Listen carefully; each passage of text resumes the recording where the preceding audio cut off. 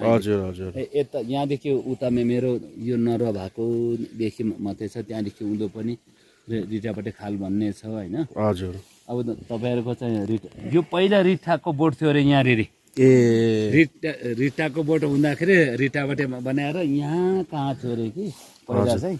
अनि त्यो रिठाको बोट चाहिँ के भयो, त्यो मास्नु भएको कि पहिलाको उहिलेको इतिहास जस्तै अब साम्रे सिरिसे पत्री दमक भनेको जस्तै त्यो चाहिँ एउटा रिटा बोटले गर्दा रिठाबाट बनाएको रहेछ। अनि कति माथि झर्छ।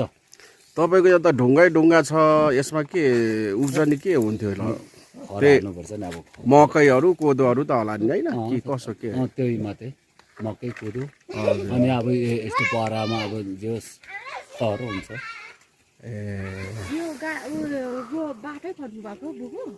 बाटो त नि नानी अब यो पछि त राम्रो हुने रहेछ, अलिक रोड उयो भएपछि त नि यो राम्रो भन्नाले भारी बोक्नु परेन।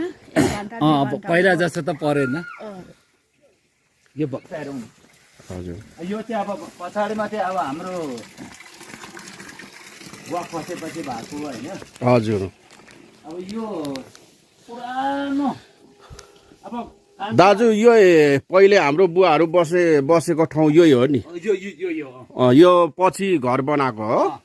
यो घुमाउने घर थियो यहाँ, एकदम घुमाउने घर थियो। पहिले हाम्रो बुवाहरू पहिले यो ठाउँमा बस्नु भएको यही हो मैले देखाएको घर।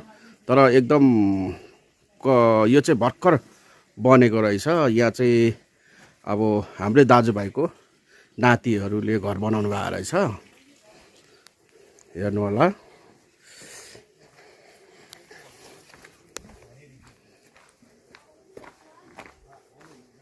हामी साम्रे आएको छौँ, हाम्रो पहिलेको बुवाहरू बसेको घरहरू। कति सालमा गएको थियो अब कोपाहरू।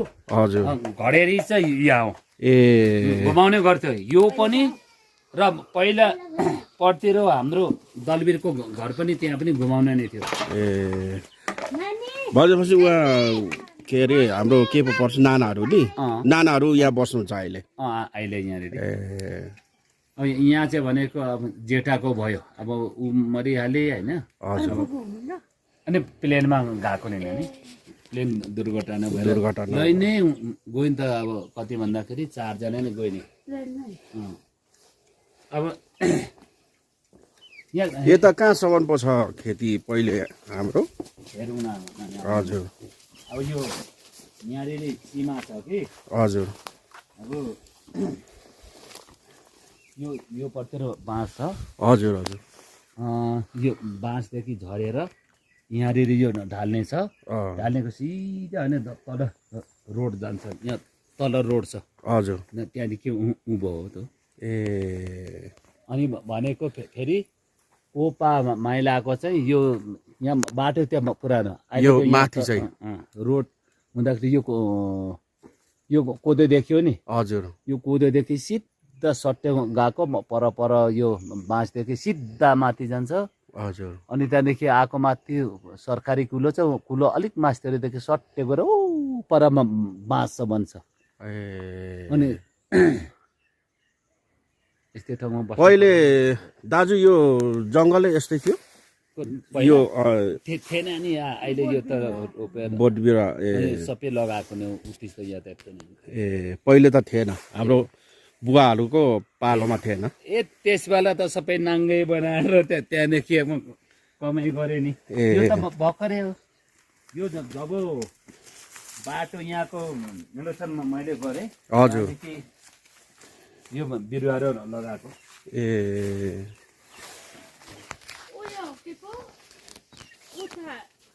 हाम्रो फेटपेटे देवाको घर।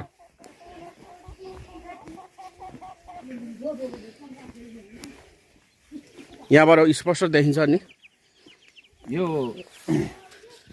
घर छ नि। हजुर हजुर घरदेखि सट्टै आएर यो रुखहरूले अब यो अहिले घर देखिँदै गरेको। घरदेखि अलिकति 3 काल्ला मुनिदेखि हुन्छ त्यो चाहिँ। भनेपछि डाँडा घरेको घरदेखि तल हो। जेठाको यो हो, कान्छाको त तल्लो हो नि। तल्लो चाहिँ भनेको ए अब त त्यहाँ रहेको छ। त्यसबाट देवाहरूको त कहाँ थियो अरे बुबु घर अन्त तल पर त्यो घरहरू देखिन्छ अलिक तल अरे 3 काला मुन्थेरू पर्छ नानी, त्यहाँदेखि छ मुन्थेरू। खै तर अब त्यस्तै त होला नि। ए हावापानी चाहिँ एकदम राम्रो है दाइ यहाँको चाहिँ। खानु त पानी चाहिँ अब त्यति मात्रै हो, अरू त यहाँ त जहिले नि बोरा त अब झापाकै। चामलहरू सबै उतै भएर बोकाइ पनि फेरि साह्रो छ नि हो। त्यति नै हो। यहाँ अलिअलि के हो भन्दाखेरि अदुवा चाहिँ र टमाटरले अलिअलि साइड गर्दैछ अहिलेको चाहिँ फेसन अनुसार रूपअनुसारले टमाटर कि अर्को टमाटर बुबु होइन थाङराङ होला नि। ए अब रोप्नु पर्छ होइन अब सक्यो अहिले सकिसकेको रोपेर पनि अलिक पछि हुनेले अब अहिले अब गरिरहेछ होइन। नभए भने त छैन नि बिजोग बाबुबाजेले यस्तैबाट तासिहाल्यो खै उठेर जाउँ त अब तल जाउँ भने अब यहाँ त लाखको कुरा त छैन नि अहिले त।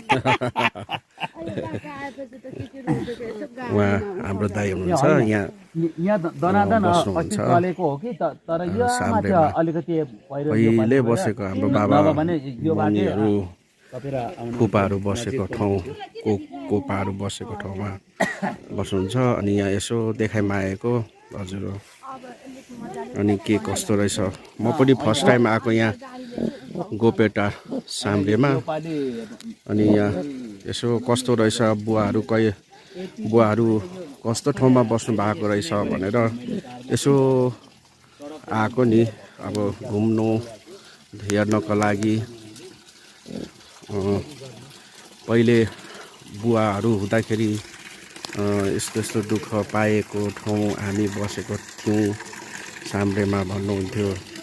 तपाईँको यहाँ हाम्रो बुवा चाहिँ यहाँदेखि धाएर एकदम तपाईँको गोपेटारमा पढ्नुहुन्थ्यो अरे। लगभग 1 घन्टाको बाटो यस्तो अप्ठ्यारो ठाउँमा जानुहुन्थ्यो अरे।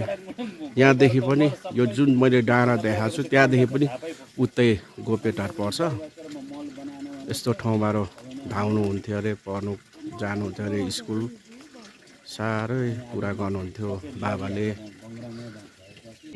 अनि दाजु त्यो अदुवाहरू बोकेर चाहिँ तपाईँको माथि गोपेटार लानु पर्दैन। ए त्यसो त अहिले ट्र्याक्टर आइहाल्छ। यो मैले सुने गरेको छु नि यो बाटो क्लियर भने त्यतिकै बर्खामा पर्यो ट्र्याक्टरले आउँछ। हजुर बाटो त पहिला त गोबेटारो पुऱ्याउनु पर्यो हरेक नेमा भएको थियो। अहिले यो मैले कति यो असारमा खनेको यो मैले हजुर यो कति 4 लाखको यो 4.5 लाखको यो जाने थियो। पहिल्यैदेखि खनेको थियो अलिअलि त पुग्थ्यो। अहिले यतिकोमा त बाइक त हुन्थ्यो तर यहाँ माथि त माथि बाँस भएकोमा चाहिँ गम्मै झरिदियो कि नभए भने तपाईँले उतादेखि घुम्नु पर्ने थिएन। त्यो झरेपछि अलिकति हाम्रो बार्केलिङ भएपछि छोडेपछि निकास चाहिँ गर्नु चाहिँ ए जेस अहिले नगरपालिका भन्दा पनि गाउँपालिका चाहिँ बनेको छ यहाँ अहिले पालिका। हजुर उहाँको त्यो गाउँपालिकाको आयोजनामा चाहिँ यसो बजेटहरू बाटो रोड बनाउन सकिँदैन यहाँ? होइन अहिले चाहिँ होइन पहिला एकचोटि चाहिँ अब हालिदिएको थियो होइन। हजुर यो पालि चाहिँ संसद भनेर अलिकति हालिदिएको थियो। हजुर त्यसबाट अलिअलि गरियो तर बर्खाले गर्दाखेरि बाटो क्लियर गर्न सकिएन। अब गर्नुपर्ने असारमा नगरी नहुँदो रहेछ होइन। हजुर हजुर असारमा चाहिँ जेठ असारमा भन्यो त्यसबेला बर्खा मासमा गर्नु लाउँदाखेरि क्लियर चाहिँ भएन। तर सामान्य ट्र्याक्टर चाहिँ यहाँसम्म आउँछ अब मेरो यो माथि खोलासम्म होइन। हजुर चल्ती त माथि गोबेटारसम्म नै एकचोटि चाहिँ भएको। तर यो पालि यो अलिकति बर्सात बढी हुँदाखेरि त्यहाँ अलिकति बगेपछि यो बाटो चाहिँ अहिले बाइक पनि किन निकै साह्रै पर्छ। तर ट्र्याक्टर त आउँछ यहाँसम्म चाहिँ जस ट्र्याक्टरै मजाले तान्छ। हजुर त्यस बेलामा सौदीदेखि आउँदाखेरि त्यता पुगेँ। पहिले बुबु दाइ बोल्दै भए पनि म पनि आउनु कोसिस त गरेको थिएँ। अब के गर्नु व्यावहारिकमा फसेपछि अलिकति आउन सकेन।